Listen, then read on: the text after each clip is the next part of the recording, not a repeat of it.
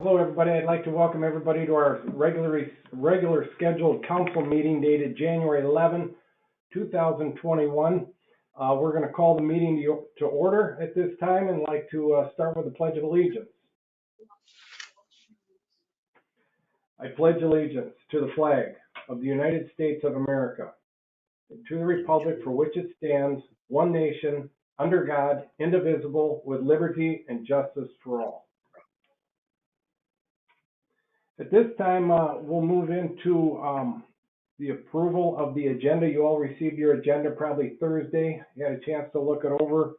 This time, I'd like to ask that anybody would like to make a motion to approve that agenda.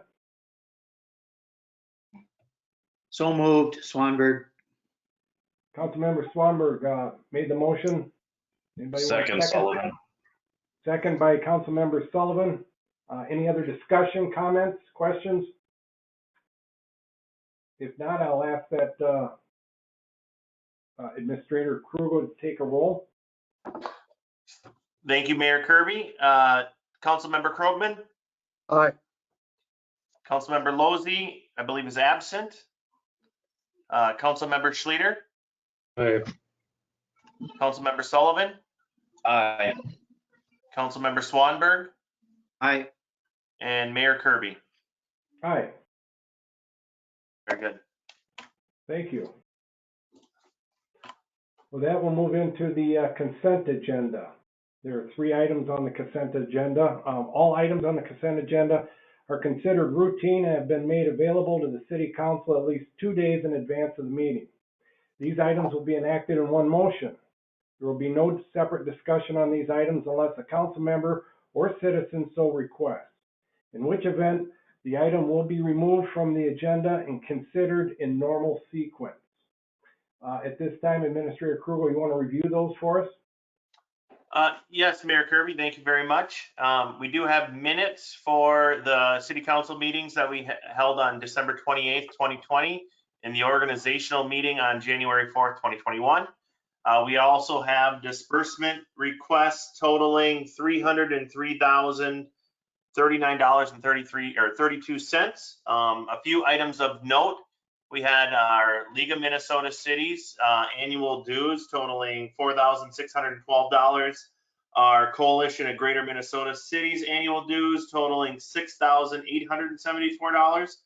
And then we have in the past contributed to the Coalition of Greater Minnesota Cities Environmental Fund to the tune of $1,419. We are members of those organizations, LMC, CGMC, and we do have annual dues. We generally have this on consent. It's been requested for future meetings, potentially in 2022, that we have a separate item confirming our membership with those organizations, and we will proceed that way in 2022. But they are in your disbursements tonight. And then also you will see some annual maintenance things related to software. One that was in there is Central Square, which is the business or company that manages the police records. And that's an annual maintenance fee that you saw in there for $12,888.68. The last item we have is the Mitch Thune boot hockey event request for the outdoor ice rink. This is, I believe, the 3rd year that this group has held an event there. It's a fundraiser for bone marrow, Be the Match, leukemia type research work that they hold at the outdoor rink. Obviously, if we have an executive order or direction from the governor or the state of Minnesota that we can't hold those events, we won't be able to allow that to happen. Right now, if things continue the way they are right now, we would be able to hold that event or allow that event to be held. There is no staff request for that. It's pretty self-sufficient, and there are no additional insurance requirements for that event to occur. That's all I have for the disbursement summary. Thank you very much. But this time I would like to entertain a motion to approve the consent agenda. So moved, Sullivan. Councilmember Sullivan, thank you. Seconded by Councilmember Krogman. Thank you. Any discussion, comments? If not, I'll turn it over to Administrator Kruger. Thank you, Mayor Kirby. Councilmember Krogman, Aye. Councilmember Schlueter, Aye. Councilmember Sullivan, Aye. Councilmember Swanberg, Aye. and Mayor Kirby. Aye. Thank you. Thank you. So that said, we'll move into public comment. If you wish to participate in public comment, you must sign up prior to the commencement of the meeting. Negative remarks towards city staff or employees is not allowed. You will have a time limit of 5 minutes to comment. The total public comment period shall be 30 minutes for non-agenda items and 30 minutes for agenda items. Disruptive or disorderly behavior will not be tolerated. Do we have anybody out there? Administrator Krugel. Mayor Kirby, there's nobody that's pre-registered for public comment. We have 4 people in attendance tonight virtually. I don't see any of them raising their hand right now. If you want to give them 15 seconds or so, I think that'd be appropriate.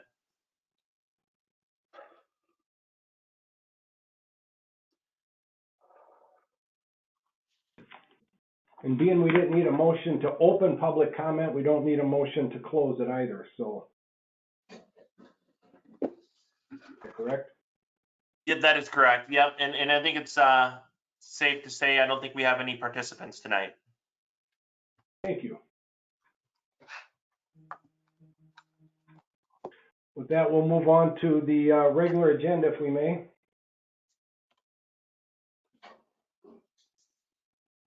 The first item on the regular agenda tonight is the Economic Development Authority, the EDA, the 2020 annual update and 2021 work plan.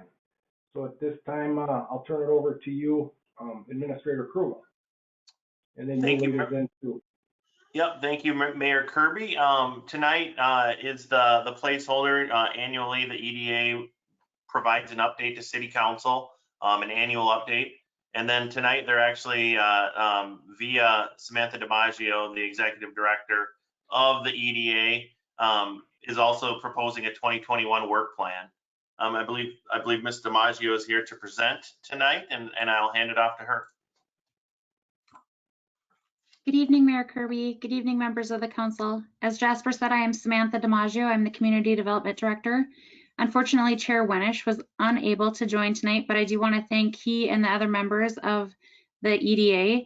Those members are Chair Wenish, Vice Chair Dan Mahoney, Brian Farr, Melissa Meager, Irene Mankey, Marvin Sullivan, and John Favlis participated last year. And I believe Councilmember Swanberg will be joining us this year, so I'm excited for everyone, for new and old, to join us. We do have an opening on there. Mr. Farr was elected to the House of Representatives, so we do have one opening. If anyone, we'll put out a plug, if anyone is interested in joining the EDA, please apply online. Tonight you will see that we did put together a list of the 2020 accomplishments as well as a work plan. And I had a really thoughtful suggestion from a member of the council to maybe update some wording on the very first page. So if you do decide to move forward tonight, we would like to update the wording on the front page when we talk about the comprehensive plan. The comprehensive plan encourages the EDA to provide suggested input and support for the downtown master plan in various economic development and housing initiatives. And as I said, these strategies are going to be detailed below. I think that's one thing that we often talk about with our boards and commissions is they really are here to make recommendations to you, the City Council. So we want to make sure that we're clear about what these intentions are that the EDA does as far as their job. And even with the Planning Commission, they are recommending bodies. Jasper, if you could please go forward to the next slide. So the 2020 accomplishments. Hopefully some of you have noticed that the EDA land owned at 169 is now listed with Cushman and Wakefield. The EDA also worked with Bolton and Mink to complete an ALTA survey of that land. There were some issues between the city and the Harvey John family that needed to be resolved. Some, I wouldn't call them disputes, but just some clarifications of where the property borders were, and some of that was adjusted. So I truly appreciate the Harvey John family for working with the city on this. We did approach them about a potential option should they want to sell in the future, that potentially the EDA could acquire that land from them. Mr. John isn't ready to sell right now, and I told his family we completely understand that. We just wanted to have an option should they be ready within the next 5 years. We'll continue to work with them on that. They weren't ready to move forward at this time, but definitely we'll keep communications open with them.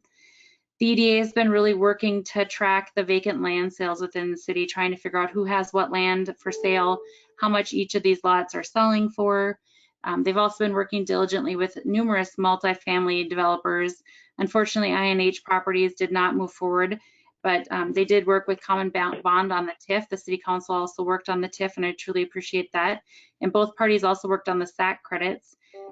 A portion of the WAC credits were forgiven, and the SAC credits, the EDA did use some of their revolving loan fund or their savings fund to pay $24,500 towards the SAC credits.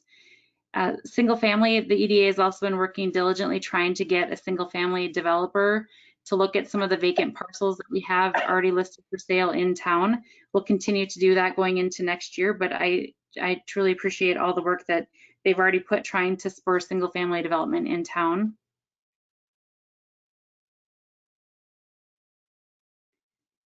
As far as the downtown, the EDA has been busy there as well. They did assist in applying for and were awarded $857,689 from DEED for the redevelopment of the mall. They've also worked with Building Good Downtowns. They partnered with the City Council on the tax increment financing and the sale of the parking lot. Oddly, both the EDA and the City Council were joint owners in that parking lot, so I appreciate everyone's help. The EDA also recently joined together with the Planning Commission to review the Main Street redesign reconnection plans, and they have suggested that the City Council approve those, that they are consistent with the downtown master plan. And so that's something that hopefully will be coming to you soon. I'm sorry if I've already missed that, if you've already seen it, but if you haven't, it's some really great things happening in the downtown. This is also the third year that the EDA was part of the Rural Entrepreneur Venture Program. This was the final year that the city of Sueur is in it. We are now one of their legacy cities. This last year, 14 businesses were surveyed in 2020. These surveys plus previous year surveys were used to revamp the revolving loan fund program and update marketing information for that. We worked to create a COVID resource page, and there was discussion on a microloan program. The EDA also worked in 2018 to create a Ripple map, and that Ripple map was updated this year to see, since joining the REV program, what has happened to our community and what are some of the positive things that have rippled from that. So that was updated this year. As I said, there was a COVID response page, but there was also a REV resource page. And on this page, there was a training held for business succession. You can actually go to the website and watch the succession video on training. They've also looked at potentially a co-working space at the community center. We did create some marketing for that, and we do have our first office rented at the community center. So lots of good things happening at the EDA. For 2021, they've come up with the following goals, and as I said, we're open to any additional modifications that you have. Continue working on the streetscape and signage for the downtown district. I'm hoping that we'll have a little bit more of that moving forward, that both the Planning Commission and the EDA can look at prior to going to you for final approval. Continue working with housing developers to market Sueur and utilize our various economic development tools to ensure that we have a variety of housing types.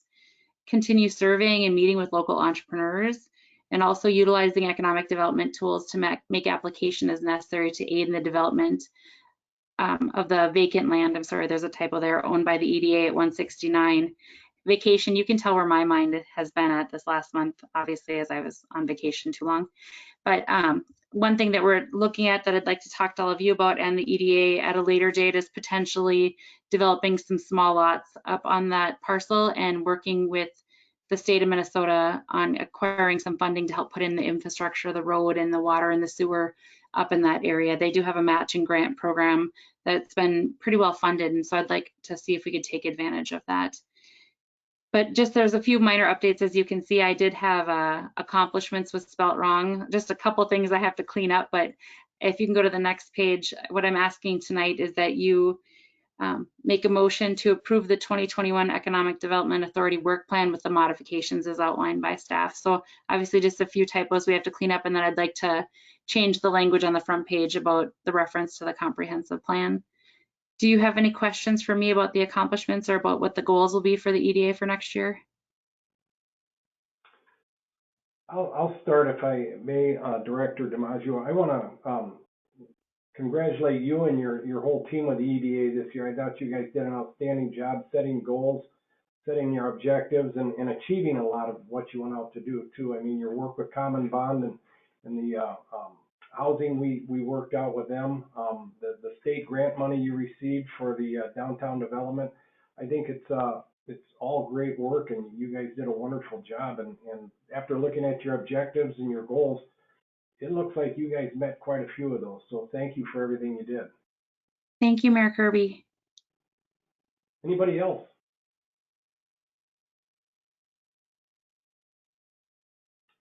Otherwise, I'll entertain a motion for a motion of the approval of the 2021 Economic Development Authority Work Plan with the modifications, of course, that Mr. DiMaggio mentioned earlier. Councilmember Krogman, so moved. Sullivan, second. And Councilmember Sullivan seconded. With that said, I'll turn it over to Administrator Krugel for a roll call. I think you're muted, Jasper. That's okay. Sorry about that. Mayor Kirby, if you'd like to ask for discussion, then I think we could Oh, go I'm to the. sorry. I'm still working on my perfection here. At this time, I'd like to ask for any discussion or any questions, comments. Otherwise, I'll turn it back to Administrator Krugel. Thank you, Mayor Kirby. Councilmember Krogman, Aye. Councilmember Schleter, Aye. Councilmember Sullivan, Aye. Councilmember Swanberg, Aye. and Mayor Kirby. Aye. Thank you.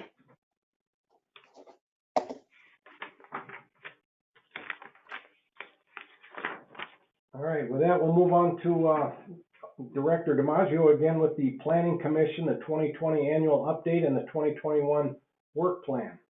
This is regular agenda item 6B. Thank you, Mayor Kirby. Chair Huntington unfortunately was unable to join us tonight. She did have a previous commitment, and so she's asked that I do the presentation for her. I do want to thank the members of the Planning Commission in 2020. They were Chair Huntington, Vice Chair Jack Roberts, John Deball, Andrea Faches, Colleen Johnson, Dan Ryerson, Julie Sheehy, and Councilmember Krogman, as always, for being our council liaison. The same goes here. We've had a thoughtful recommendation about just changing some of the verbiage on the front page of the work plan. And so I wanted to mention that we'd like to update that to say the Planning Commission is responsible for preparing the plan and any subsequent amendments and submitting these recommended modifications to the City Council for adoption. So that's something that I'll ask you at the end to also make that modification. Prior to looking at what their goals are, though, I'd like to go through and review some of the accomplishments that they had for this year. They did review the CASA 22 improvement project. They re-examined the Planning Commission policy and procedures manual. I believe that the Planning Commission might be the only group that has a policy and procedure manual, and this year we might look at creating something like that for the EDA as well. It's a nice manual that really goes over what's expected about meeting attendance, about social media, just exactly what the roles and the responsibilities of the Planning Commission are. Councilmember Schleter was on when we developed this, and I do think it's good to be able to give to new members as they come on. They did have training on the basics of planning and zoning. Chapter 4 of the comprehensive plan and the future land use, extraterritorial land use, downtown subdistrict, and priority growth maps were updated. The City Council did approve those, and those were added to the comprehensive plan. They did examine the downtown master plan. Some of the members of the Planning Commission are fairly new and they maybe didn't participate as much when the downtown master plan was being developed. So we went through what that entailed as a Planning Commission. I thought that was a good exercise. They did develop a process for amending the comprehensive plan. So if someone were to come forward now asking that the City of Sueur update or change our comprehensive plan, now we have a process in place of how that happens. They reviewed sections of the zoning code that we are having issues with, and these are updated. We're planning to update these in 2021, excuse me, and so they're identified in the goals for this year. You'll see what some of those are. If there are others, definitely please let me know, but there's 4 sections that we've identified in our goals. They also had some preparation on how transportation planning process works, what steps went into it. Corey Beanfang came and did a great job with the Planning Commission, kind of explaining what was entailed in the transportation plan. And they did recommend that the City Council approve the updated transportation plan. They also reviewed and recommended approval of a variance for 329 4th Street South, which I believe the City Council also saw. And they reviewed the proposed Main Street reconnection, and they also recommended that the City Council approve that. They did find it consistent with the comprehensive plan and with the downtown master plan, with just a slight modification. That slight modification was that one of the plans that we looked at had parallel parking, and one of them had a street bump out, kind of a midway crosswalk. But other than that, they found that the Main Street reconstruction plan is very, very, it gets in tune with what we're looking for. The next page, please, Jasper. And their 2021 goals. As mentioned previously, there are some sections of the zoning code that we do need to update. These are the swimming pools, fences, yard and yard requirements, and general administration. Once they have worked through the changes that they would like to see made, we will hold a public hearing on this, and we will bring them to you, the City Council, for final approval. Some of the members of the Planning Commission have been gracious and offered to kind of work through it with me at a staff level a little bit more, and so we're doing that right now. They'd also like to review and make recommendations on the transportation and utility plans. I know that we did see the plan, but I believe that we still have to hold a public hearing and adopt that. So that's something we'll work on this year. They would also like to continue working on the downtown, so any streetscape and signage that gets developed for the downtown, we'll bring that back to the Planning Commission. One thing that has been in our comp plan that we haven't really worked on yet is the Future of the City Forum. And as I was rereading the comp plan, it really isn't exactly the way that I initially thought that it was. What they're looking for with the Future of the City Forum is coming up with some type of, I don't know if you want to call it a questionnaire or some type of way that we can figure out what the things that we're doing in our community, how does the community feel about these changes? Kind of gauging the temperature of our community with some of the things that are happening. So it could be a survey that happens every year or every other year, and Jasper and I have been talking about what that means for Sueur. Some cities pay a private group to do this. We might be able to develop something with the Planning Commission to do on our own website, but really just making sure that we gauge the public on the things that we're working on, and making sure that they also understand what we've been working on and how that relates back to the comp plan. So on the next screen, please. So as I said, the Planning Commission has compiled a list of their accomplishments as well as what they'd like to work on in 2021. This is just a tool or a reference as we're working on things this year. So what we're asking tonight is that you approve the 2021 Planning Commission work plan with the modifications as outlined by staff. Do you have any questions for me? Mayor Kirby, if I may ask. Yep, please, Director. go ahead.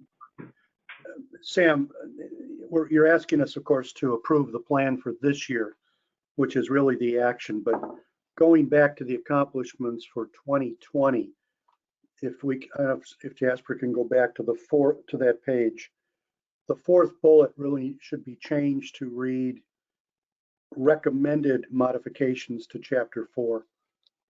The Planning Commission did not modify Chapter 4. They don't have the authority to do that. They recommended it to this council, and the council approved it. That's consistent. Yes, sir, I can definitely update that. I'm sorry?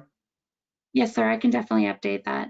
Yeah, that's consistent with what you put in the beginning. I think it's just a tune-up, if you want to call it that. But let me speak, if I may. It may be out of order, but I'll do it anyway. The Planning Commission did a lot. If you look at the accomplishments, they've worked very hard, and they've done great service to our community. So they need to be thanked. So thank you. Definitely. Thank you. Thank you, Councilmember Krogman. Thank you. Anybody else, any comments or questions for Director DiMaggio?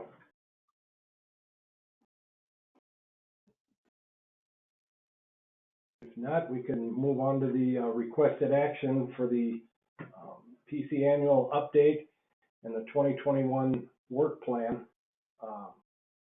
We're looking for a motion to approve the 2021 plan commission work plan with the modifications as outlined by the staff.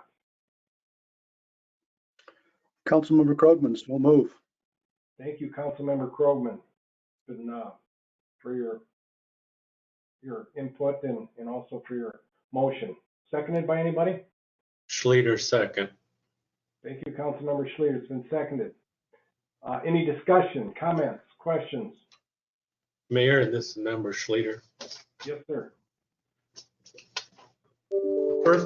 First off, Director DiMaggio, I want to thank you for the work you put into this and for the information you've given us tonight. But I'd also like to say that the year-end reports to the council from both the Planning Commission and the EDA are an opportunity for the chairs and vice chairs to address the council in an interactive manner so they can voice their achievements and concerns, and can also have a question and answer session with us.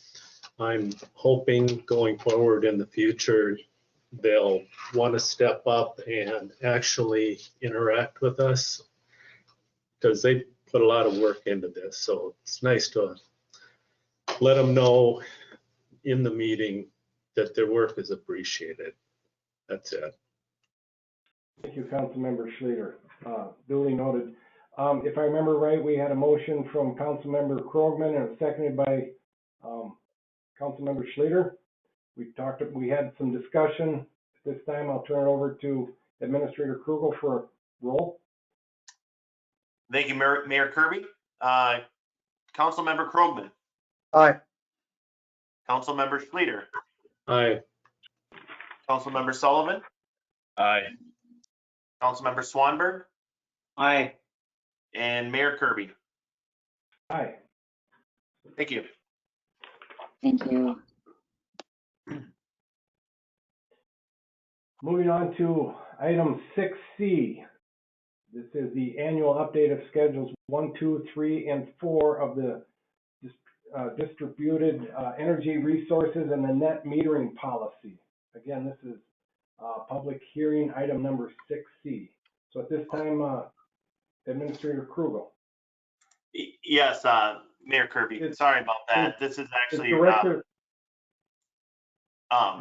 this is actually regular meeting agenda item 6C. Yeah, that's a typo from a previous slide.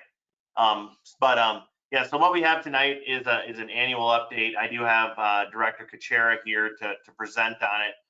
There's a whole lot of information in the policy itself that's been included.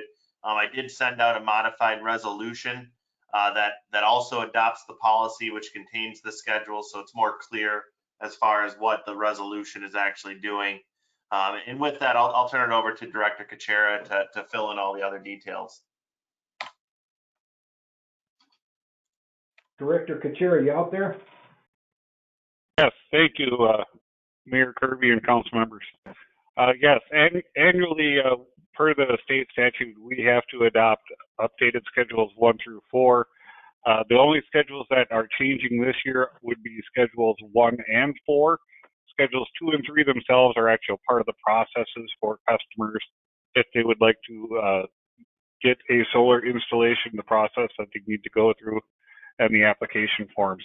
So the only thing that is being changed is schedules 1 and 4, and 1 is what we would pay. Schedule 1 is what we would pay any customer with an under 40 kilowatt solar panel array, and schedule 4 would be for the bigger customers who would be over 40 kilowatt solar array, which we currently do not have any at this time. So also in February, we per this policy, we will be bringing an annual report of what our cogeneration customers are, and that will be some information that we annually need to give to the city council going forward. Is there any questions about this very long and healthy policy? I did take time looking it over. Boy, it's some complex stuff, I'll tell you that, Mr. Kuchera. But if anybody has any questions, feel free to go ahead and ask if you wish. This is Councilmember Krogman. Director Kuchera, why don't you explain what's sort of behind this? It's people with solar energy are actually selling it to us, but we yet have a responsibility to maintain the network. Would you explain that a little better than I just did? Yes, so the solar customers by state statute, they can interconnect with us as long as they follow the policy that the city or any electric utility has adopted, and that's what the policy is in front of you. So as a customer goes online, they use their power first, but then any extra that they are not using, the utility must buy back from them at the Schedule 1 or Schedule 4 rate. So that is what we are doing, but that's why these Schedule 2 and Schedule 3 forms are in here, because there is quite a process that needs to be followed. If there is any issues with the power that they are producing into our distribution system or the overall electric grid, we do have the capability to take them offline. We have never had that happen to us, but that is one of the reasons that we go through all this. We just actually had another one sign up very recently to go to this program. So it is a program that is getting more feet under it, and probably will be as we continue to move forward.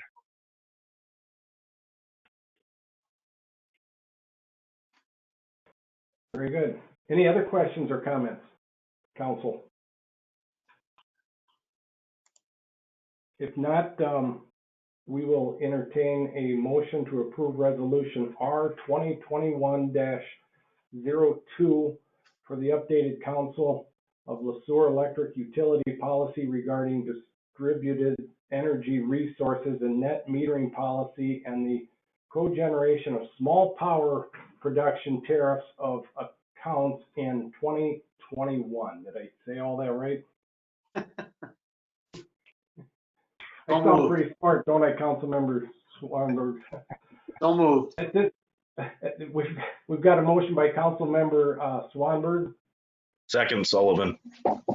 seconded by Councilmember Sullivan. Any comments, discussion? If not, I'll turn it over to Administrator Krugel, please. Thank you, Mayor Kirby. We'll go Councilmember Krogman, Aye. Councilmember Schleter, Aye. Councilmember Sullivan, Aye. Councilmember Swanberg, Aye. and Mayor Kirby. Aye. Thank you.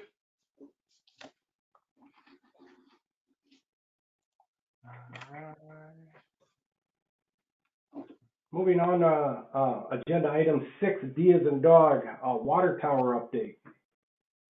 Yes. This time, I'll turn it over to you, Administrator Krugel. Yeah, thank you, Mayor Kirby.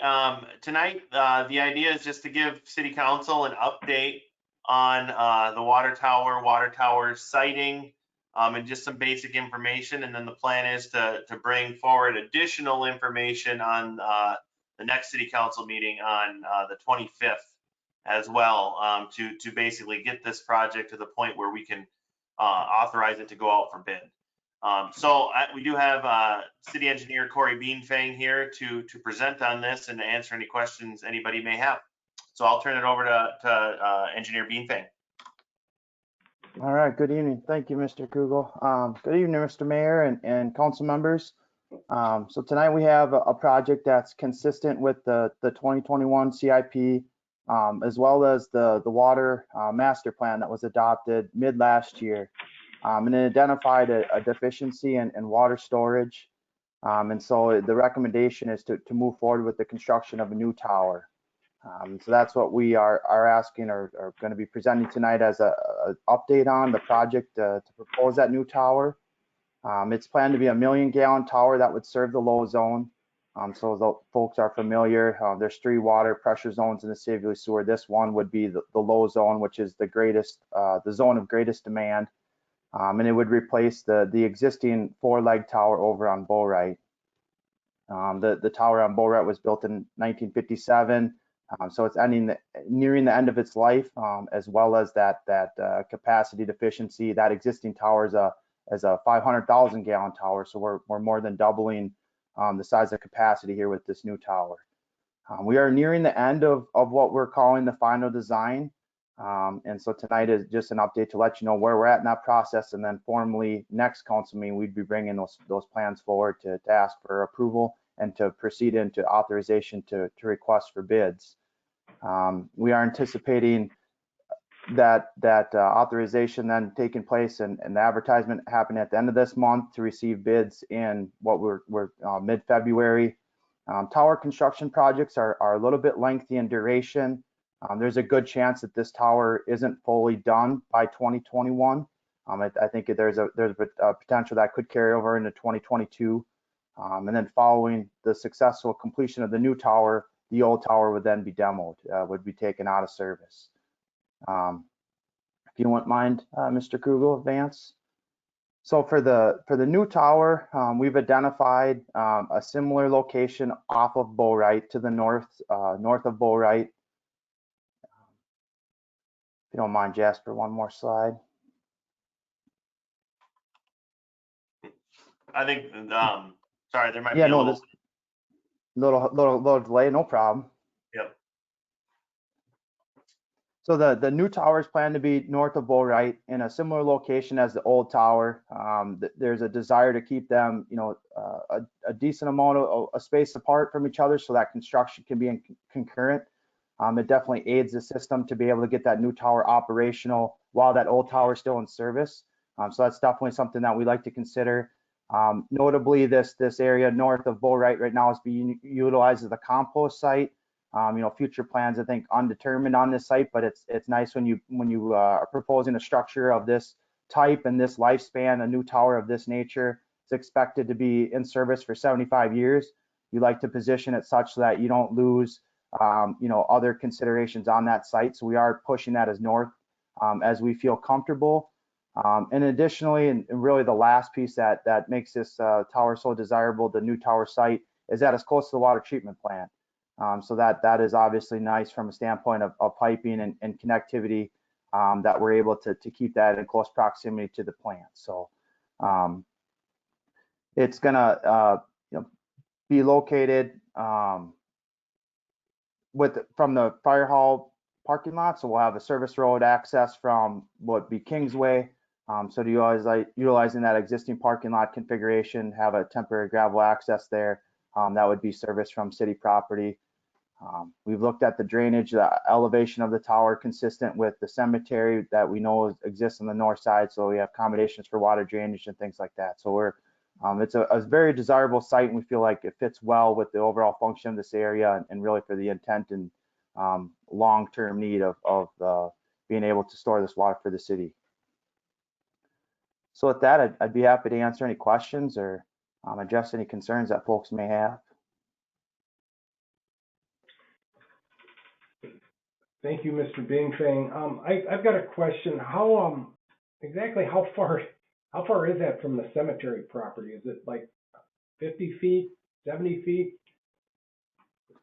I could tell you here exactly. It kind of looks closer than that. It's just short of 80 feet, Mr. Mayor. And the reason we're distancing it so far from the existing tower is to allow the construction. Partly, I wouldn't say that the final location as proposed on the graphic here, it's certainly not based solely on that. It's a consideration of, but I think notably to be honest with you, it was a strategic location to get up in this north corner, so that it's mindful of remaining, being able to keep the site available for other future intended uses. Certainly right now it's being largely utilized for the compost, and so until a change is able to be achieved there, the site is it's being utilized to a pretty much maximum. And so we wanted to make sure that this tower, say if you build it in the middle, there's spacing provisions around the tower that are required to be achieved. And if I'm also being, honest, there's a realization that there's potential well needs in the future. So we want to be mindful of being able to provide capacity and spacing for those. So there's a lot of consideration goes into it, but really we're just trying to be mindful of the space overall and not put a tower right in the middle of it, if that makes sense. I have one other question before I'll see if any other councilmen have questions, and maybe you answered this and I missed it. How does this tower, I know it's going to double in capacity for water, but how does it compare to the old tower as far as height goes? similar in height. It's not going to be a substantial bigger. It is slightly taller, but notably the structure is going to be drastically different. If you look at that existing tower today, it's got a 4-leg. It's all steel structure. This new tower will be a single base or single column in the center that'll be of a concrete, and then you'll have the tank itself, which will be elevated still, of course. That will be the storage where the water's stored. That will be steel, but it'll be notably bigger in size, just in footprint of the middle column, but just primarily in regards to the tank.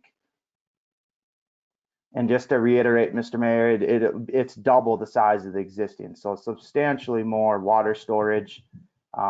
That it'll be achieving the water storage that the master plan has identified out to 2040. So we're being mindful of a lifespan with this tower, hopefully to be able to achieve some growth potential and really, provide benefit to the Lowell system naturally, but then also with some strategic connections between the different systems with PRVs and some of the other things we've been talking about, booster stations. We really feel this tower can be a service to all pressure zones at some point. So. Thank you. Anybody else? Yes, this is Councilmember Krogman. Corey, I just have a couple of quick questions. When you come back to us with the proposal in the future, perhaps at our next meeting, does it include both the construction of the new tower and the demolition of the old one? Is that all one package or are they separate? Nope, it's all one package, Councilmember Krogman. So the way that the bids are being requested is it's a bid for the construction of the new tower, and then included in that cost, in that bid, is the demolition of the old tower. And talk about the general way this will be financed. What's the intent of how it will be financed? Right now, the intent is that we would request a PFA loan. So we'd request, and I can let Administrator Krugel speak to that more. But we would look at a low interest financing. Yeah, if I may, Mayor Kirby, address Councilmember Krogman's question about financing.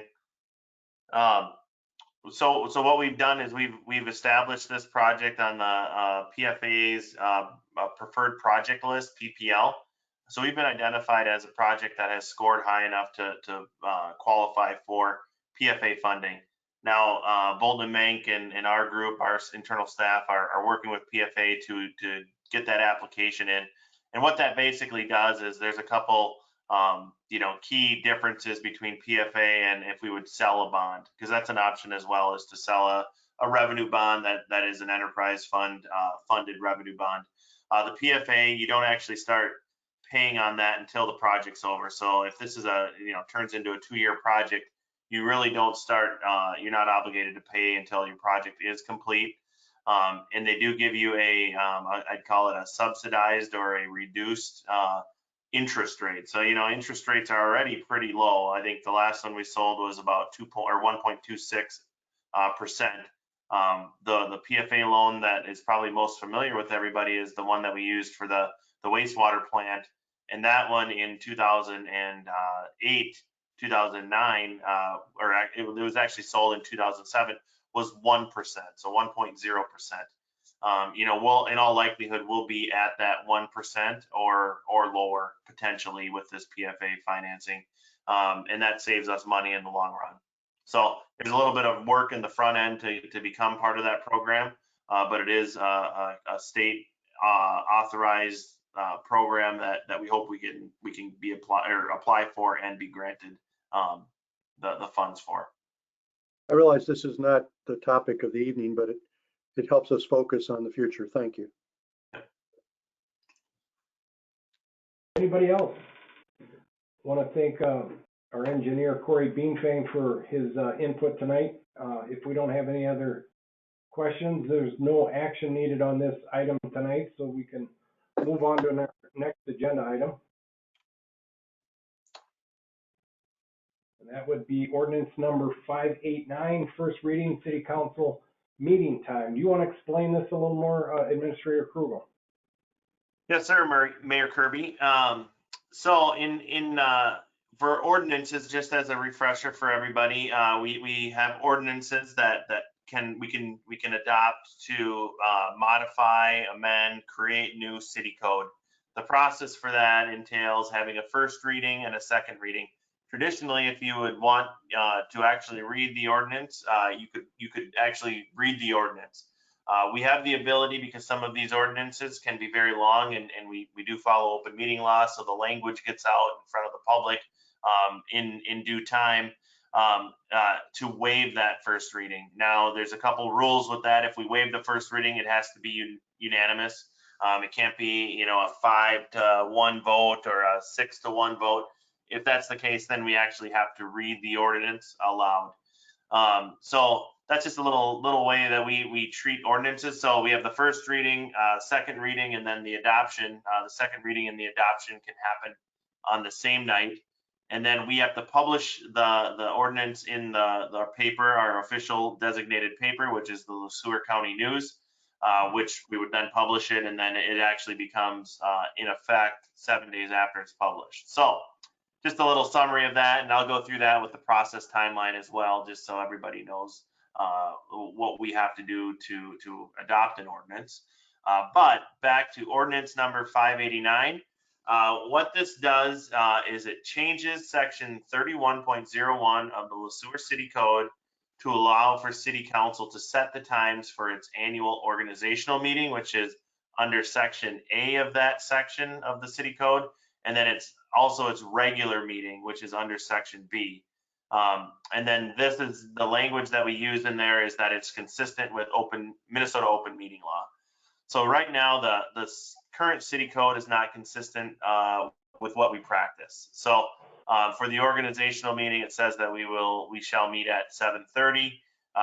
Generally we've always met at 6:30, and that's kind of our consistent meeting time. So this really allows City Council to set that meeting time when we notice our meetings. Also, the thing that Council Member Krogman brought up was that, well, now that we're leaving this open to City Council, there's a section C of 31.01 that can be removed, and all that basically did, and for the second reading, if it's directed. So I'll bring forward that change.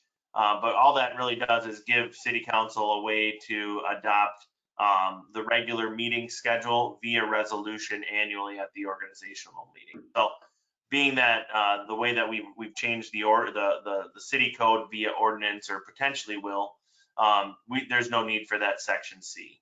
So it's a little more clear. I did email out the actual red line version, which was more helpful. I know. I apologize, but sometimes when you print stuff from Word to PDF, it automatically removes the red lines, and I didn't catch that before the packet went out. But so the red line version was included in the email that I sent out earlier today. A little bit about the process. Tonight we're asking for the first reading of the ordinance. On the 25th, we would look at doing the second reading and the adoption of the ordinance. February 3rd would be when that would actually be published in the Sueur County News, and then February 11th is when that potentially could go into effect. So what we're looking for tonight is a motion to waive the first reading of ordinance 589 and direct staff to bring ordinance 589 to the January 25th, 2021 City Council meeting for consideration of the second reading and adoption. Now, if you'd also like to direct staff to remove section C of that 31.01, you could also include that in the motion. So just a little housekeeping, we'll call this item, as far as making sure that our current practices conform with the city code. So with that, I'll entertain any questions anybody may have. Anybody? Mr. Mayor, this is Krogman, go ahead, please. I think we should resolve C and just indicate as part of this ordinance that this first reading that we would have that entire subsection stricken. It basically is no longer necessary based on the two changes to A and B, and it just makes it cleaner.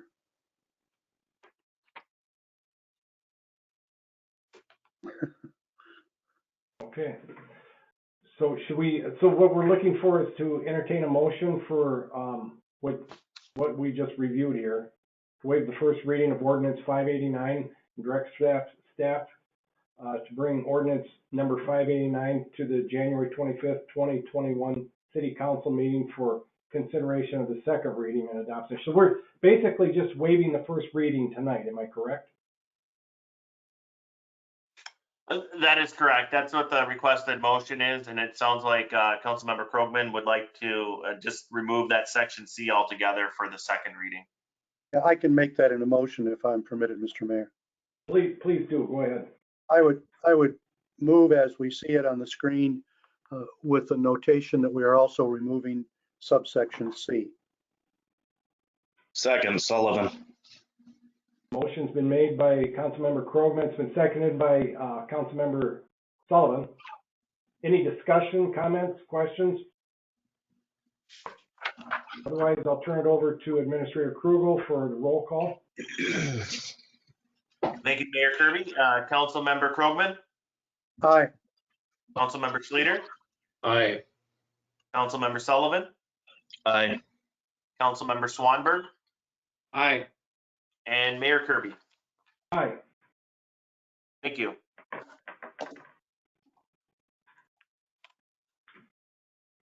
Last item for tonight is board and commission updates. I'm going to do this, gentlemen, a little bit different than Mayor Hague did. I'd just like to ask if anybody's got anything they want to share as far as their board and commission updates. You just go ahead and let me know. Just let me know you want to speak. I'm not going to call anybody out. I'll just kind of pause, and if anybody has anything they want to talk about, please do so now. Mr. Mayor, this is Councilmember Krogman. I have two quick things. One, Thank the you. Planning Commission will be meeting this week on Thursday evening for their first meeting of the year, and they'll be electing officers, for example. Also on Wednesday, 2 weeks from tomorrow, Wednesday, January 27th, it's Legislative Action Day with the Coalition of Greater Minnesota Cities, commonly known as CGMC. I will be attending that. They have a session which will be online, and then we're invited to visit with representatives and senators, both those representing us and perhaps others on key committees. So if anybody in the council wants to join me, as for example, Councilmember Schleter did last year, you're welcome to join for that. And then also when we visit in the afternoon with our representatives and senators. So again, that's Wednesday, January 27th. And City Administrator Krugel can help people if there's any kind of registration involved with a fee. I'm not sure that there is this year, Jasper, but I can't recall. So. Yeah, I can look into that. But if anybody's interested, just let me know. That's all I have, Mr. Mayor. Thank you. Thank you. Member Schleter. Yes, sir. Mr. Schleter. First, as to what Newell was just talking about, I would definitely like to attend that also, if you could get me down for that, Jasper. Second, on the HRA meeting is going to be January 20th. I have had a briefing. Monica Muckau reached out to me and gave me quite the briefing. Hopefully I can remember everything she said before I have the first meeting. That's it. Thank you. Mayor Kirby, members. I'm sorry, Councilmember Sullivan, go ahead. Just wanted to give an update that we have a transit meeting tomorrow afternoon at 2:30. Jasper, do you know, as Councilmember Lozey reached out to you, is he going to be in attendance at that? I can double check with him, but no, Okay. yes. Okay, and then I also have an RPAC meeting tomorrow night at 5 p.m. with our new members. Thank you, Councilmember Sullivan. Anything else? I've got one quick comment.